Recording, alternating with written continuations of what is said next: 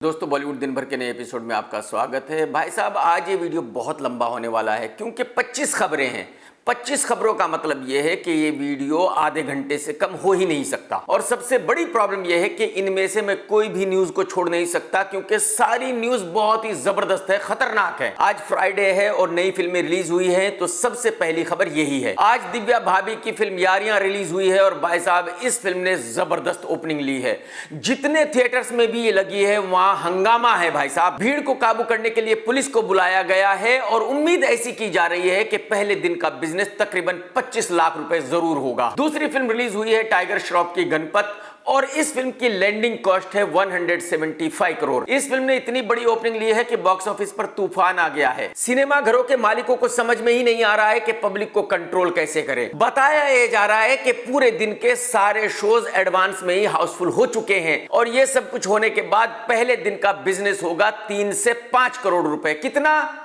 3 to 5 crore. तो फिर life time business हो सकता है मैक्सिमम 25 करोड़ रुपए। अब आप खुद ही अंदाजा लगा लीजिए कि ये फिल्म फ्लॉप है, हिट है, डिजास्टर है या क्या है, जबकि इस फिल्म की लैंडिंग कॉस्ट 175 करोड़ रुपए है। दोस्तों पिछले 2 सालों से कहा जा रहा है कि भाई सोनी और जी का मर्जर होने वाला है। दोनों ही एक कंपनी बनने वाली है। दोनों कंपनियों के मर्जर का काम शुरू होता है, बंद हो जाता है, शुरू होता है, बंद हो जाता है। कुछ महीनों पहले जोर शोर से यह काम शुरू हुआ था और कहा जा रहा था कि अगले 6 महीनों में ये दोनों कंपनी एक कंपनी बन जाएंगी। लेकिन अब खबर ये आई है कि भाई फिर से काम रुक गया है और दोनों कंपनियों का मर्जर नहीं हो रहा है, यानी कि दोनों कंपनियां अलग अलग ही रहेंगी। तो मेरे ख्याल में जी की उल्टी गिनतियां शुरू हो गई हैं। शारिक पटेल जैसे लोगों ने जी को बर्बाद कर दिया है और अब इस कंपनी को बंद होने से कोई बचा नहीं सकता। दोस्तों आज की तीसरी खबर है जियो के बारे में। आप सभी को पता है कि ये कंपनी मुकेश अंबानी की है और आज की तारीख में बॉलीवुड की सबसे ज्यादा फिल्में यही कंपनी बनाती है क्योंकि इन्हीं के पास पैसे हैं। और ये बात तो मैं आपको कितनी दफा बता चुका हूं कि कॉर्पोरेट कंपनीज में जो लोग काम करते हैं वही उस कंपनी को लूटते हैं। और ये किसी एक कंपनी के साथ नहीं होता बल्कि हर एक कंपनी के साथ होता है।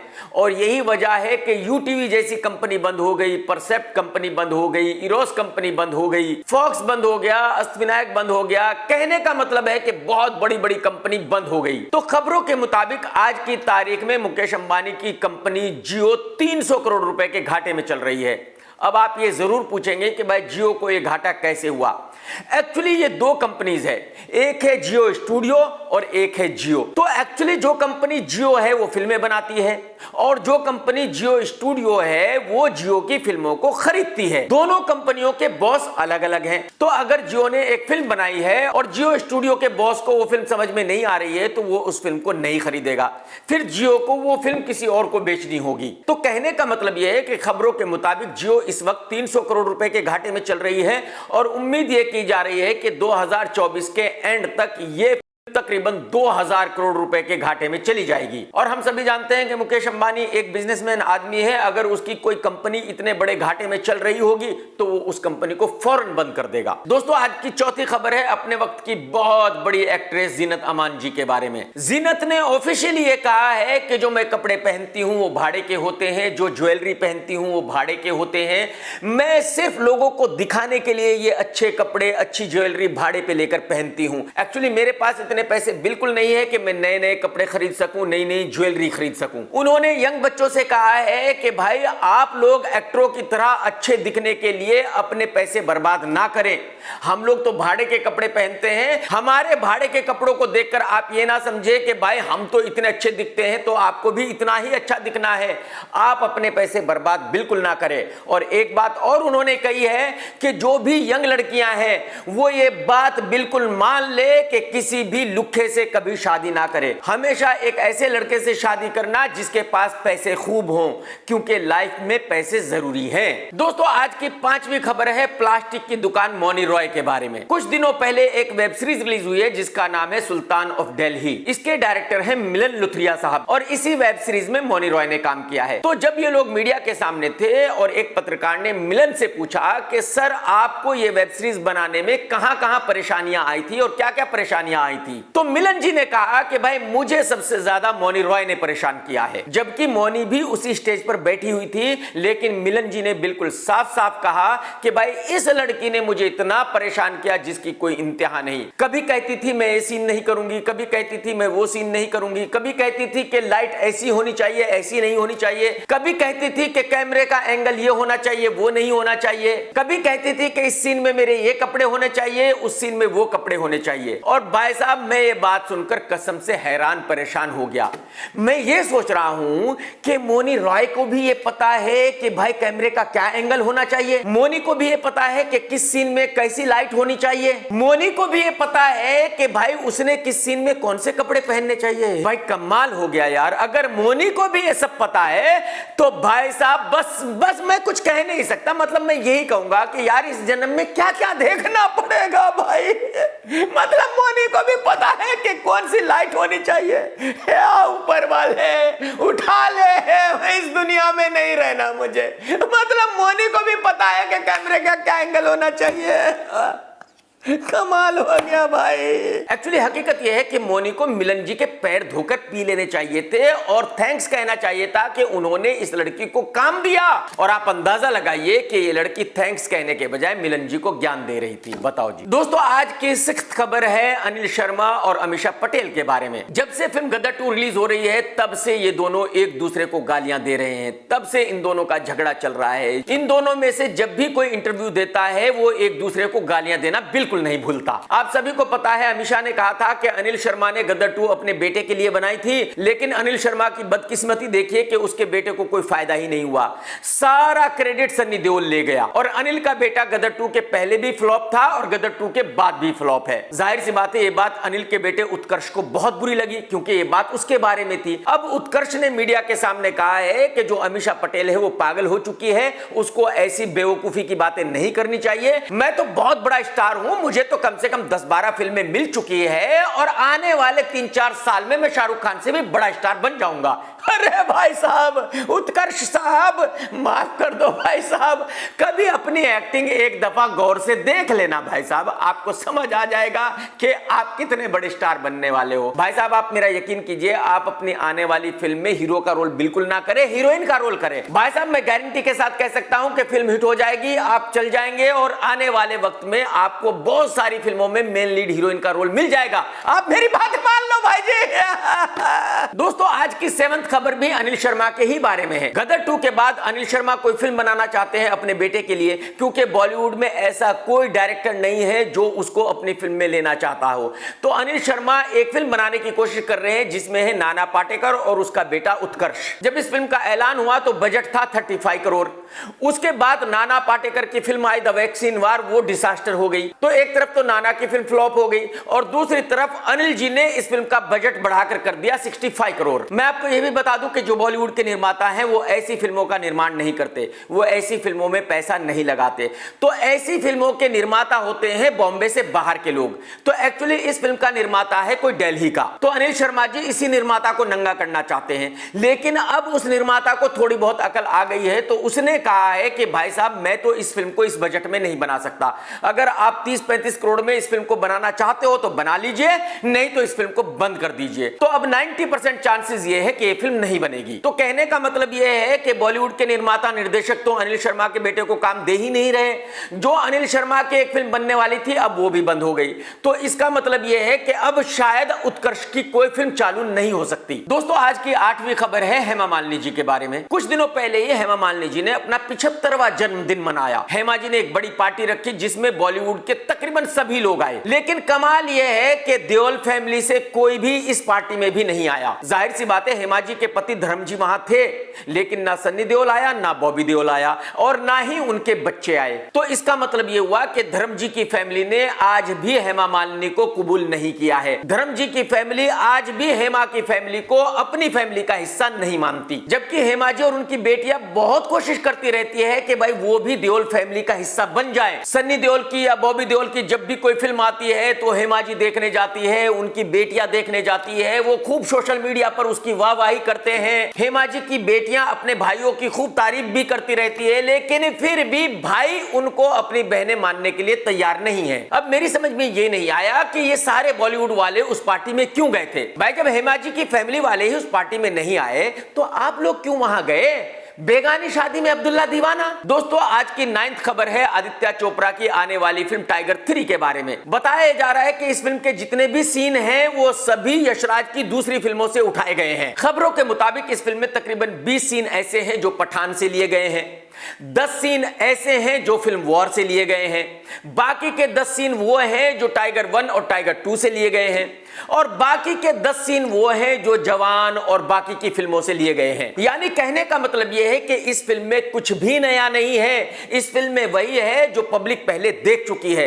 तो जब पब्लिक इस फिल्म को देखने जाएगी तो उनको नया देखने को क्या मिलेगा और फिर यह फिल्म कैसे चलेगी? तो अगर मीडिया की बात सही है तो फिर तो गारंटी के साथ कहा जा सकता है कि भाई इस फिल्म का चलना मुश्किल ही नहीं नामुमकिन है। दोस्तों आज की 10वीं खबर है पुराने जमाने के विलन किरण कुमार के बारे में। किरण कुमार साहब बूढ़े हो चुके हैं और अब बुढ़ापे में उन पे इश्क का भूत सवार हो गया है। मैं आपको ये बता दूं कि जब किरण कुमार जवान हुआ करता था उस वक्त इसका अफेयर रेखा जी से था। तो अब किरण ने मीडिया के सामने कहा है कि वो आज भी रेखा को याद करते हैं और कभी ना कभी कहीं ना कहीं ऐसा वक्त जरूर आएगा जब वो और रेखा जी एक दूसरे के आमने सामने अचानक आ जाएंगे और फिर से उनका रोमांस चालू हो जाएगा। अरे किरण भाई साहब, अरे भाई साहब अपने बच्चों का ख्याल करो, फैमिली का ख्याल करो।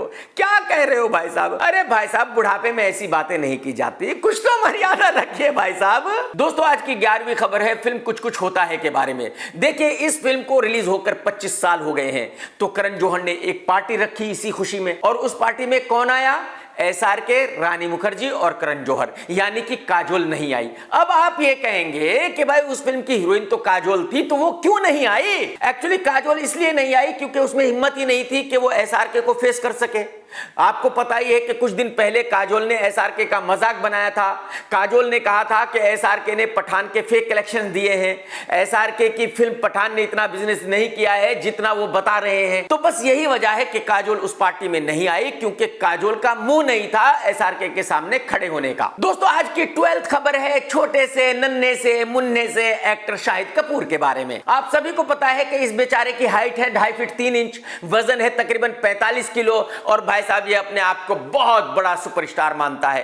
खैर ये एक इंटरव्यू दे रहा था और जब एक पत्रकार ने इससे पूछा कि भाई साहब आप पूरे साल में 1-2 फिल्में ही क्यों करते हैं, ज्यादा किया करो ना, तो शाहिद कपूर ने सीधा ही अक्षय कुमार को अटैक किया और शाहिद ने कहा कि देखो मैं उन एक्टरों की तरह नहीं हूं जो साल में 6-6, 7-7 फिल्में करते हैं, जो एक फिल्म में नकली मूछें लगाते हैं, दूसरी फिल्म में नकली दाढ़ी लगाते हैं और एक्टिंग करते रहते हैं। ऐसी एक्टिंग मुझसे नहीं होती। मैं रियल एक्टिंग करने में यकीन रखता हूं। अगर किसी फिल्म में मूछों की जरूरत है तो मैं मूछें बढ़ाता हूं, किसी फिल्म में दाढ़ी की जरूरत है तो मैं दाढ़ी बढ़ाता हूं और तब एक्टिंग करता हूं। और यही वजह है कि मैं एक साल में 1 या 2 से ज्यादा फिल्में नहीं कर सकता। अब ये तो आप लोग डिसाइड कीजिए कि शाहिद कपूर ने सच कहा है या झूठ कहा है। दोस्तों आज की 13th खबर है अली फजल और ऋचा चड्ढा के बारे में। आप सभी जानते हैं कि इन दोनों ने शादी कर ली है, तो जाहिर सी बात है जब इनकी शादी हुई थी तो इन्होंने उसका वीडियो भी बनाया था और अब ये दोनों उस वीडियो को एज ए डॉक्यूमेंट्री रिलीज कर रहे हैं। इनका मानना यह है कि जिस दिन ये डॉक्यूमेंट्री रिलीज करेंगे भाई साहब उस दिन पूरा हिंदुस्तान अपना काम धंधा छोड़कर इस डॉक्यूमेंट्री को ही देखेगा। इन दोनों का यह मानना है कि भाई हिंदुस्तान की पब्लिक इन दोनों की इतनी बड़ी फैन है, इतनी बड़ी फैन है कि भाई इनकी डॉक्यूमेंट्री तो देखनी ही देखनी है। अरे अली भाई माफ कर दे गुरुजी। अरे भाई साहब आप मेरी बात मान लीजिए कि आपकी ये डॉक्यूमेंट्री आपका ड्राइवर, आपका सिक्योरिटी गार्ड, आपका नाई धोबी कसाई भी नहीं देखेगा। पब्लिक की तो बात ही छोड़ दीजिए। आप यकीन करें पब्लिक तो ये भी नहीं जानती कि आप दोनों हो कौन। मतलब आप लोग अंदाजा लगाइए कि बॉलीवुड में फ्लॉप एक्टरों को भी अपने बारे में कितनी बड़ी गलतफहमी है। क्या क्या ये लोग सोचते हैं, या अल्लाह या अल्लाह। मतलब क्या किया जाए इन एक्टरों का यार। दोस्तों आज की 14th खबर है राज कुंद्रा के बारे में। अब आप कहेंगे कि राज कुंद्रा कौन है? अरे भाई साहब शिल्पा शेट्टी का हस्बैंड, वही जो पोर्न फिल्म बनाने के चक्कर में पकड़ा गया था और तकरीबन 2 महीने जेल में रहा था। अब इस भाई साहब ने अपनी ही कहानी पर 50 लाख रुपए में एक फिल्म बनाई है और कमाल यह है कि उस कहानी में खुद ही एक्टर है। अब आप कहेंगे कि भाई साहब चलो अगर इसको अपनी कहानी पर फिल्म बनानी भी थी तो किसी एक्टर को ले लेता। अरे भाई साहब एक्टर को कैसे ले लेता? इस बेचारे को फेमस होने का जुनून है, फेमस होने के बड़े बड़े कीड़े हैं भाई साहब, तभी तो ये बॉलीवुड में आया है। मैं आपको कुछ लाइनों में बता देता हूं कि राज एक पंजाब का लड़का है जो लंदन गया था, वहां कुछ चक्कर चलाकर पैसे कमा लिए। जब इसने पैसे कमा लिए तो फिर इसको फेमस होना था, तो जाहिर सी बात है फेमस होने के चक्कर में शिल्पा शेट्टी से शादी कर ली। और यह बात भी सही है कि शिल्पा से शादी करने के बाद लोग इसको जानने लगे, लेकिन इस बेचारे ने शिल्पा से शादी सिर्फ इसलिए नहीं की थी कि लोग जानने लगे। एक्चुअली इसने तो शादी इसलिए की थी कि ये एक बड़ा स्टार बन जाए शिल्पा से शादी करने के बाद। और शिल्पा ने इससे शादी की थी सिर्फ और सिर्फ पैसों के लिए। और शिल्पा शेट्टी ये ऑन कैमरा कह चुकी है कि भाई मैंने राज से शादी की थी क्योंकि उसने मुझे अपने पैसे दिखाए थे। और इस बात के गवाह हैं अनिल कपूर साहब और फराह खान। जाहिर सी बात है अगर इस लड़के के पास पैसे नहीं होते तो शिल्पा क्यों शादी करती? तो एक्चुअली राज ने इस फिल्म में अपने किरदार को खुद ही निभाया है, इसलिए क्योंकि उसको बेचारे को ऐसा लगता है कि इस फिल्म के बाद वो बहुत बड़ा सुपरस्टार बन जाएगा। जब वो मीडिया के सामने आया तो उसने कहा कि देखो भाई ये बात छोड़ दीजिए कि फिल्म कैसी है, पब्लिक को देख लेने दीजिए और डिसाइड कर लेने दीजिए कि ये फिल्म कैसी है। मतलब राज को ये यकीन है कि पब्लिक उनकी फिल्म देखेगी। अरे भाई साहब, राज भाई माफ कर दो गुरुजी, इतना कॉन्फिडेंस कहां से लाते हो भाई? मतलब आपको ये यकीन है कि पब्लिक आपकी फिल्म देखेगी? क्यों, जरा बताएंगे मुझे आपकी फिल्म क्यों देखेगी? कौन हो भाई साहब आप? अरे मेरे भाई, अरे गुरुजी, आप मान लो कि आप शिल्पा के हस्बैंड हो, इससे ज्यादा कुछ नहीं हो। अरे भाई साहब पब्लिक की तो बात भी छोड़ दीजिए, आप जो आपका ड्राइवर है, जो आपका नाई है, कसाई है, धोबी है, उनको अगर आप फ्री में टिकट दोगे तो वो इस फिल्म को देखेंगे, नहीं तो वो भी नहीं देखेंगे। पब्लिक की तो बहुत दूर की बात है। अच्छा, राज ने उसी इवेंट में कहा कि मेरे दुनिया भर में बहुत सारे फैंस हैं जो मेरा मास्क मांग रहे हैं और मैं सबको मास्क भेज रहा हूं। मतलब इसके भी फैन हैं। अरे भाई साहब, या ऊपर वाले, क्या क्या देखना पड़ेगा इस जन्म में, क्या क्या सुनना पड़ेगा। राज भाई बोलने से पहले कुछ तो सोच लेते गुरुजी। मतलब किसने बताया आपको कि आपके फैन है? कहां देखा आपने अपना कोई फैन? मार्स पे कोई आपका फैन हो तो मुझे पता नहीं भाई साहब, इस जमीन पे आपका कोई फैन नहीं है, आप ये बात मेरी मान लीजिए। दोस्तों आज की 15th खबर है हंसल मेहता के बारे में। ये बुढ़ा डायरेक्टर हर 5-7 महीने के बाद कोई ना कोई फिल्म बनाता रहता है और इसकी सारी फिल्में डिसास्टर होती हैं। अब इसने एक फिल्म बनाई है करीना कपूर के साथ। उस फिल्म को दुनिया भर के फिल्म फेस्टिवल्स में भेज रहा है। जाहिर सी बात है जो उस फिल्म का निर्माता है उसको मामा बना रहा है। निर्माता के खर्चे पर पूरी दुनिया की सैर कर रहा है और निर्माता को बता रहा है कि देखो भाई, इन फिल्म फेस्टिवल्स में अपनी फिल्म को बहुत बड़े बड़े अवार्ड्स मिलेंगे और उसके बाद जब ये फिल्म थिएटर में रिलीज होगी तो हिंदुस्तान की जनता पागल हो उठेगी। इस फिल्म को मतलब बच्चा बच्चा देखेगा, ये फिल्म सुपर डुपर ब्लॉकबस्टर हो जाएगी। यानी कि आप अंदाजा लगाइए कि ये आदमी उस निर्माता का कितना बड़ा काट रहा है। दोस्तों आज की 16th खबर है उर्वशी रौतेला के बारे में। उर्वशी रौतेला का बहुत महंगा फोन था, गोल्ड का फोन था भाई साहब, वो कहीं स्टेडियम में खो गया। अब उर्वशी की प्रॉब्लम यह है कि यार फोन गया तो गया, कोई प्रॉब्लम नहीं है, लेकिन जिसको भी वो फोन मिला होगा उस आदमी को उर्वशी के सभी दोस्तों के नंबर मिल जाएंगे और वो नंबर बहुत बड़े बड़े वीआईपी लोगों के नंबर होंगे। तो भाई साहब जिसको भी वो फोन मिला होगा उसकी तो चांदी हो गई। दोस्तों आज की 18th खबर है जावेद जाफरी के बेटे मीजान जाफरी के बारे में। इस लड़के को एक्टिंग का ए भी नहीं आता, इसके अंदर रणबीर कपूर घुसा हुआ है। ये जब भी किसी फिल्म में एक्टिंग करता है तो सिर्फ रणबीर कपूर की कॉपी करता है, बाकी इसको कुछ नहीं पता।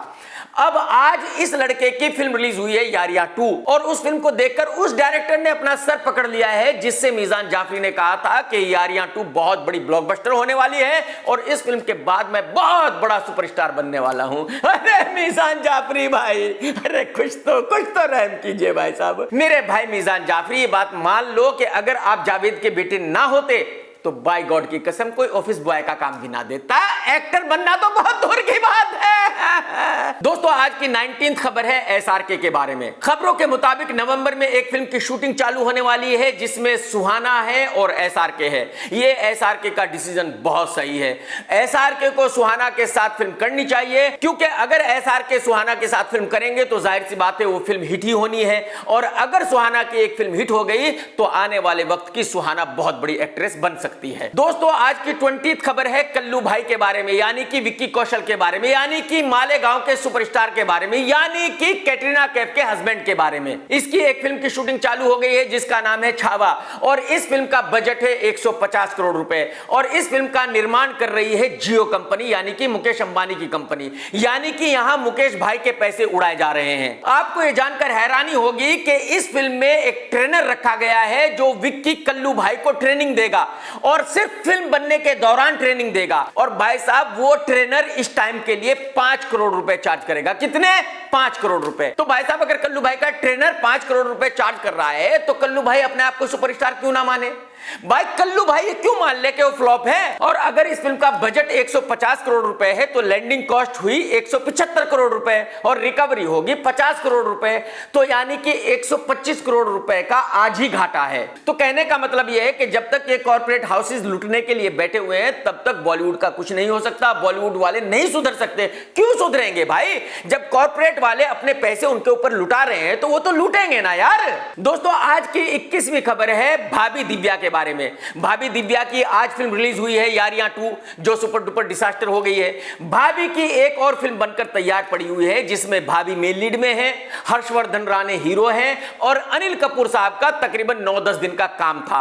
अनिल कपूर साहब ने चार्ज किए 9 करोड़ रुपए और हर्षवर्धन को एक पैसा नहीं दिया गया। उसको बताया गया कि देख भाई ये फिल्म बहुत बड़ी ब्लॉकबस्टर होने वाली है, तू बहुत बड़ा सुपरस्टार बनने वाला है, तुझे पैसे नहीं दिए जाएंगे, पैसे मांगे तो तू इस फिल्म में नहीं है। और हर्षवर्धन ने इसमें फिर ही काम किया है क्योंकि उसको यकीन है कि ये फिल्म रिलीज होने के बाद वो बहुत बड़ा सुपरस्टार बनने वाला है। अरे भाई साहब, अरे भाई साहब, क्या क्या सोचते हो आप लोग बॉलीवुड वाले, मतलब कमाल है आप लोगों का यार। और भाई साहब अगर आपने मेरा चैनल सब्सक्राइब नहीं किया तो कर लो, घंटी नहीं दबाई तो जरूर दबा दो। देखो अगर आपने ये वीडियो देखा है तो लाइक करना बिल्कुल मत भूलना। टेक केयर दोस्तों, tata bye bye, love you. सत्यमेव जयते।